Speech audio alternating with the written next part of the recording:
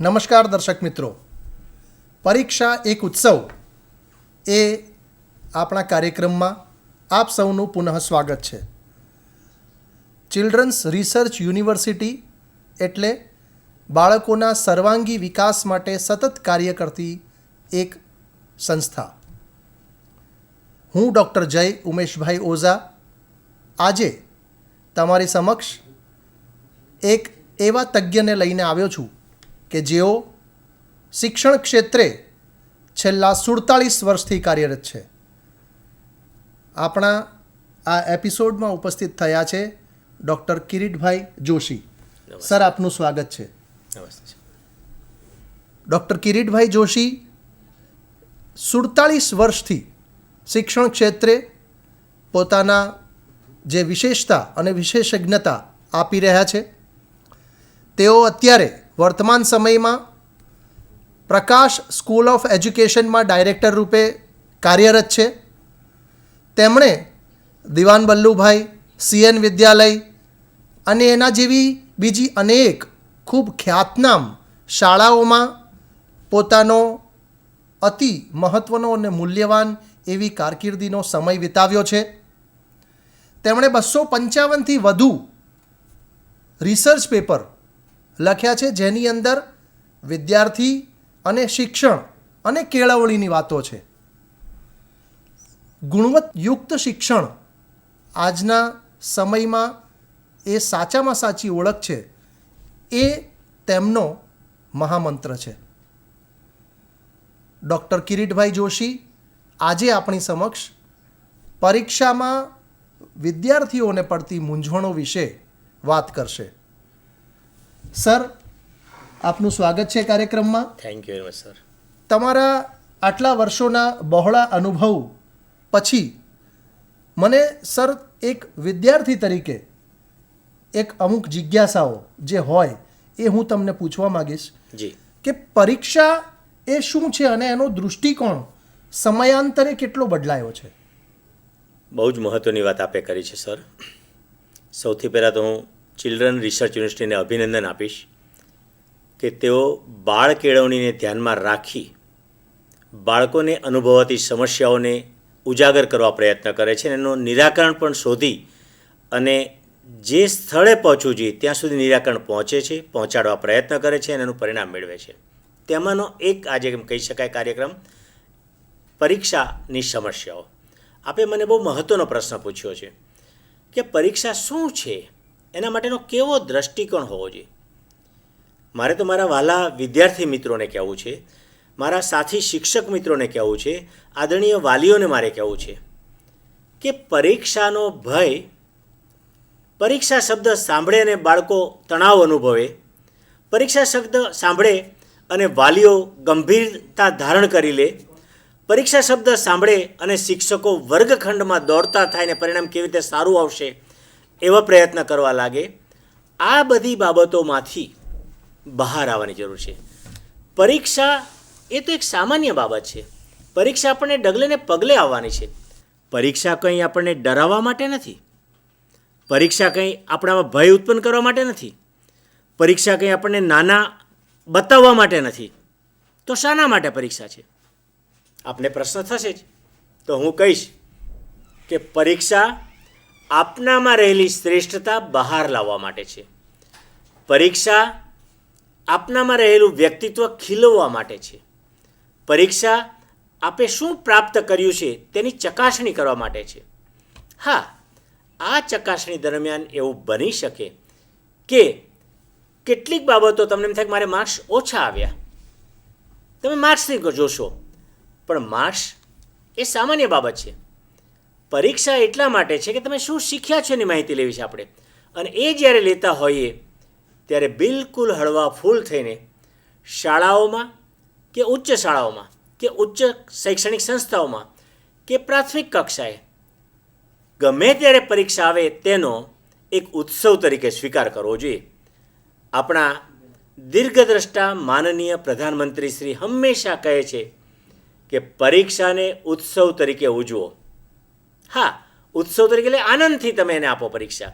તમે ભાર ન અનુભવશો, તણાવ ન અનુભવશો, સાહેબ એવું નથી કહેતા કે ઉત્સવ એટલે નાચગાન કરવા લાગો, બરાબર. પણ સાહેબનું કહેવાની વાત આ છે કે ઉત્સવના સમયે જે ચોકસાઈપૂર્વક આપણું જે આયોજન જોઈએ થવું જોઈએ. તો પરીક્ષા પણ એક ઉત્સવ છે. તો પરીક્ષા જ્યારે ઉત્સવ છે ત્યારે આપણને ભય રહેતો હોય છે કે હું ફેલ થઈશ તો, મારા વાલીઓની અપેક્ષા મુજબનું પરિણામ નહીં આવે તો, મારા મિત્રો મારાથી વધારે પરિણામ લઈ આવશે તો, હું એનાથી ઓછું પરિણામ લાવીશ તો, આવા તો કેટલા આવી જાય છે. કંઈ જ નથી. તો કંઈ જ નથી. કિરીટ એ કિરીટ છે, નરેન્દ્રભાઈ એ નરેન્દ્રભાઈ છે, અને કેશવભાઈ એ કેશવભાઈ છે. એમ આપ છો. પરીક્ષામાં જે કોઈ પરિણામ આવે એનો સ્વીકાર કરો. હા, માતા પિતાની કેટલીક અપેક્ષા હોઈ શકે કે મારો બાળક વધુ ગુણ લાવે, સારા ગુણ લાવે, પણ એ જે ગુણ આવે છે એ માત્ર માર્ક્સ છે, એ અંક છે, પણ વાસ્તવમાં તમે એમાંથી શું શીખ્યા છો એ બહુ મહત્ત્વની વાત છે. એટલે વાલીઓ ભલે અપેક્ષા રાખે કે તમે વધારે ગુણ લાવો, એન્જિનિયરિંગ બનો, ડૉક્ટર બનો, પણ ન પણ થઈ શકાય. મારે તો આ જે વાત છે ને હું વાલીઓને વાત કરવાનો છું, પણ પછી કરીએ છીએ આપણે.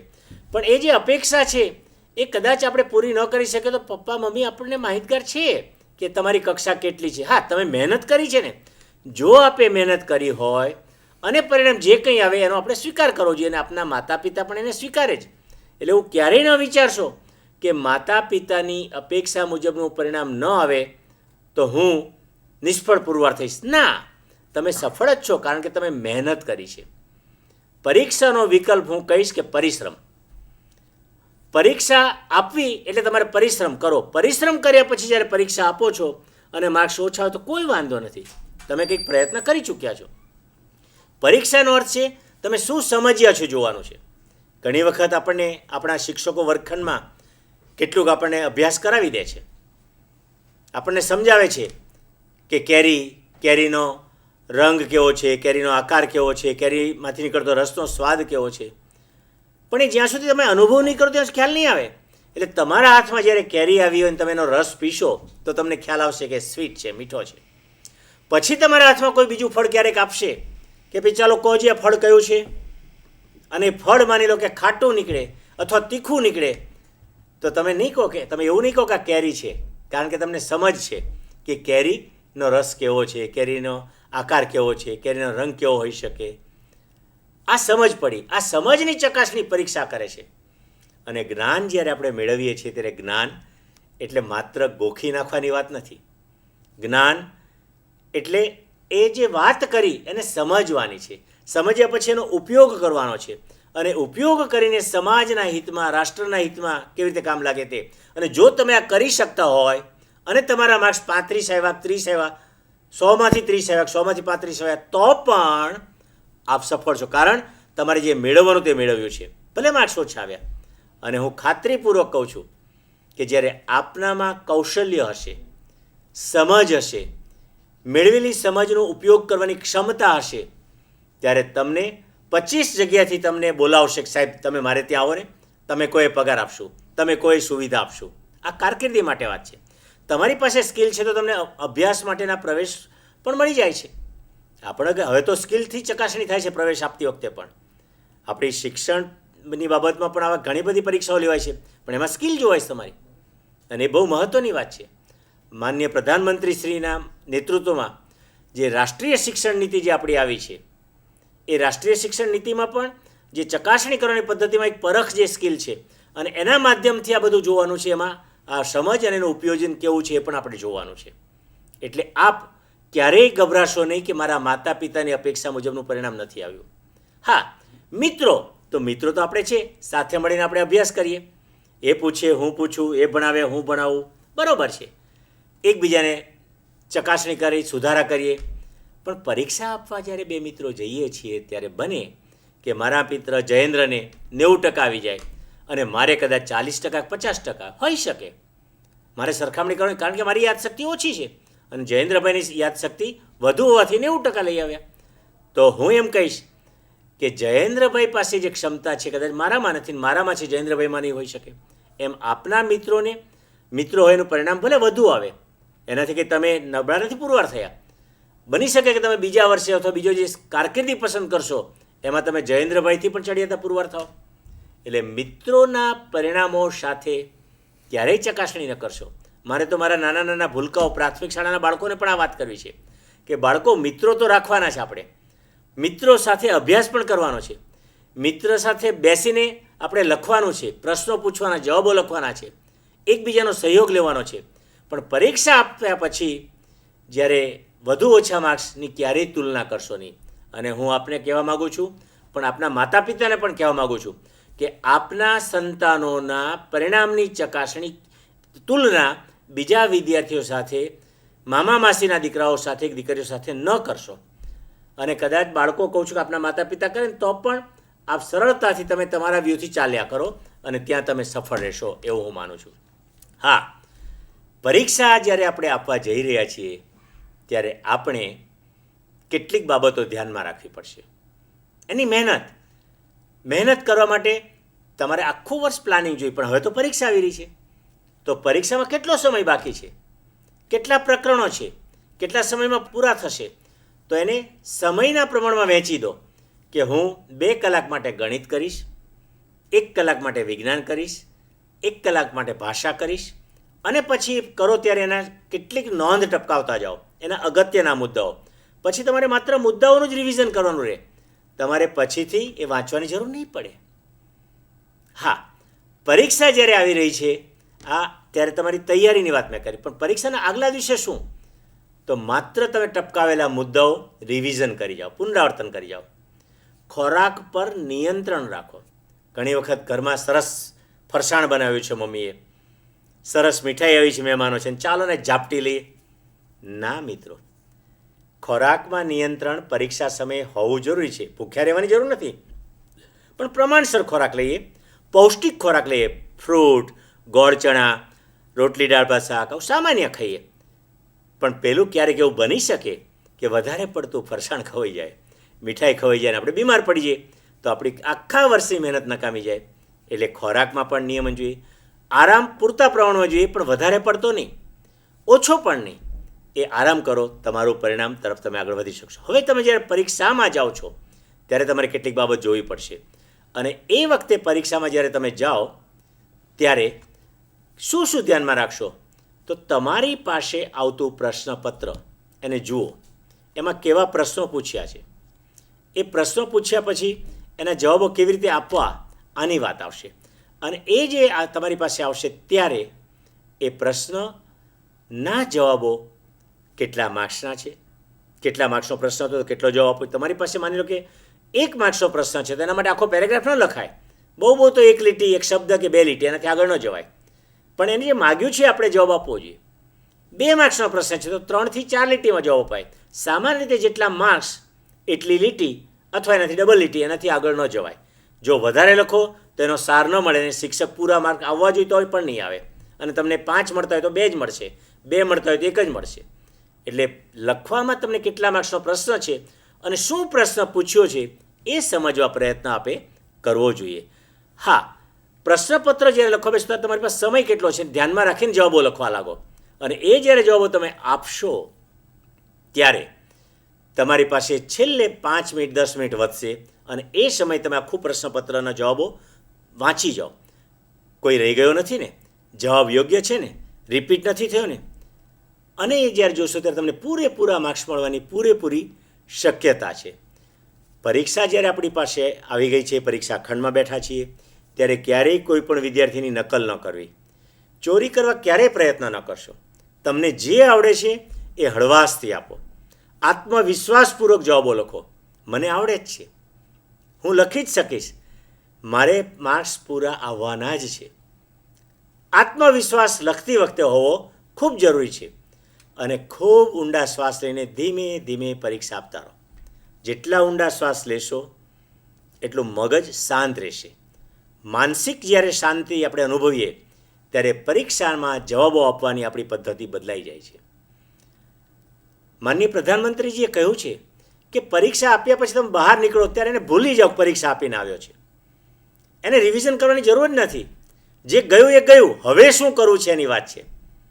અને એ જ્યારે છે ત્યારે આપણે ખૂબ વિચારવું રહ્યું કે હવે મારે શું કરવું છે. માનો કે તમારું પરિણામ નબળું આવ્યું, બની શકે કે બધાને કંઈ 99% જ આવે એવું નથી. કોઈ 80% ધારે અને 40% આવી જાય, કોઈ 70% આવે અને કદાચ નપાસ પણ થઈ જાય, બની શકે. પણ આવામાં કોઈક વખત એવું બને છે કે બાળકના માતા પિતા તો માનો કે તણાવ અનુભવે, પણ બાળકો પણ તણાવ અનુભવવા લાગે છે. પણ હું તો માતા પિતાને કહું છું, જે છે તેનો સ્વીકાર કરો. અને બાળકોને મારે કહેવું છે, મિત્રો, નિષ્ફળતા એ તો સફળતાની ચાવી છે. તમને ખ્યાલ છે, આપણા ગૌરવવંતા પૂર્વ રાષ્ટ્રપતિ ડૉક્ટર APJ અબ્દુલ કલામ સાહેબ, અમેરિકાના ગૌરવવંતા રાષ્ટ્રપતિ રહી ચૂકેલા અબ્રાહમ લિંકન, તેઓ શૈક્ષણિક ક્ષેત્રે પણ અને કારકિર્દીમાં પણ વારંવાર નિષ્ફળ ગયા હતા. છતાંય હિંમત નહોતા હાર્યા. તેઓએ શું કર્યું? એમના રસ્તા બદલ્યા, પદ્ધતિ બદલી. અને પદ્ધતિ બદલવાથી એમને ખ્યાલ આવ્યો કે હું આ ક્ષેત્ર માટે લાયક છું, હું આ કરીશ તો શક્ય છે. અને એમને પ્રોત્સાહન પણ કોઈક સંતે આપ્યું, કોઈક મિત્રએ આપ્યું, કોઈ સગાવાલાએ આપ્યું.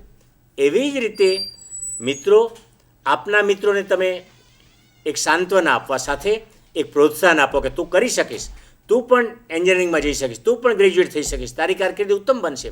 બને કે સાયન્સમાં આપણે નથી જઈ શકતા તો આપણે ઉત્તમ બેન્કર બની શકીએ છીએ, ઉત્તમ CA બની શકીએ. બને કે તમે બેન્કર નથી બની શકતા, તમે ઉત્તમ સાહિત્યકાર બની શકો છો, પ્રાધ્યાપક બની શકો છો.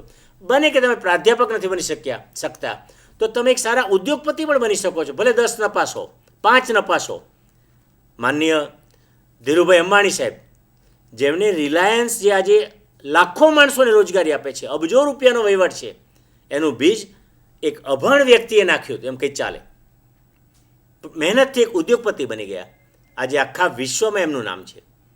આપ પણ એમાંના એક છો. એવું ક્યારેય ન વિચારશો કે હું કંઈ નહીં કરી શકું. એટલે નિષ્ફળતાને એક સ્વીકારી લો.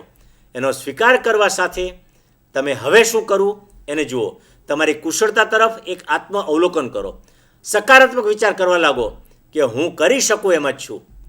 અને નરેન્દ્રભાઈ મોદી સાહેબ એમનું એક ઉત્તમ ઉદાહરણ છે કે તેઓ ક્યારેય નિરાશ નથી થતા. ગમે એટલા કોઈ પણ એમની ટીકા કરે, કોઈ પણ પ્રોજેક્ટ નિષ્ફળ જવા માટે પ્રયત્ન કરે, નિષ્ફળ કરવા માટે પ્રયત્ન કરે, પણ એ એમના ધ્યેયમાં આગળ વધ્યા કરે છે.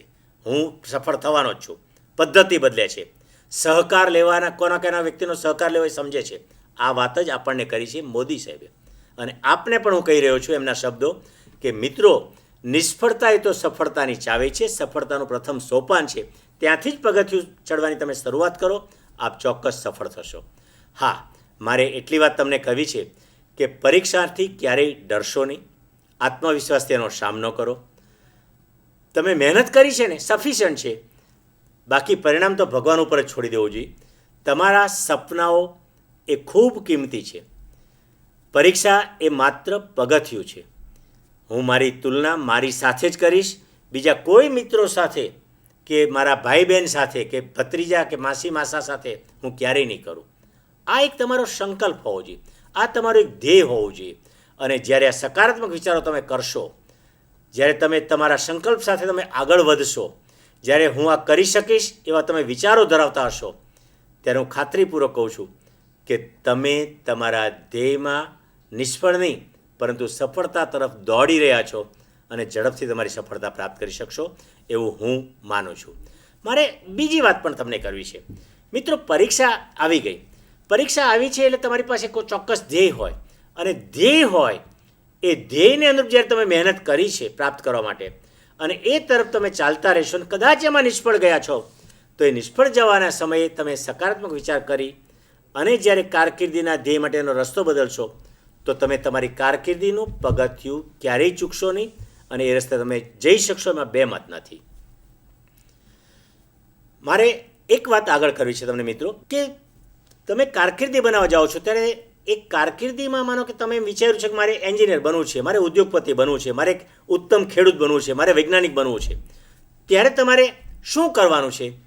તો આવા સંલગ્ન કર્મચારીઓ, મિત્રો, સગા સંબંધીને ત્યાં તમારા મમ્મી પપ્પા સાથે જાઓ, એમની મુલાકાત લો, એમને સાંભળો કે તમારી શું શૈક્ષણિક લાયકાત હોય તો તમે અહીંયા પહોંચ્યા છો, તમને શું પગાર મળે છે, તમને પ્રમોશનની કઈ તકો છે, આના સિવાય ભાવિ કારકિર્દી શું છે, સમાજમાં એનો મોભો શું છે.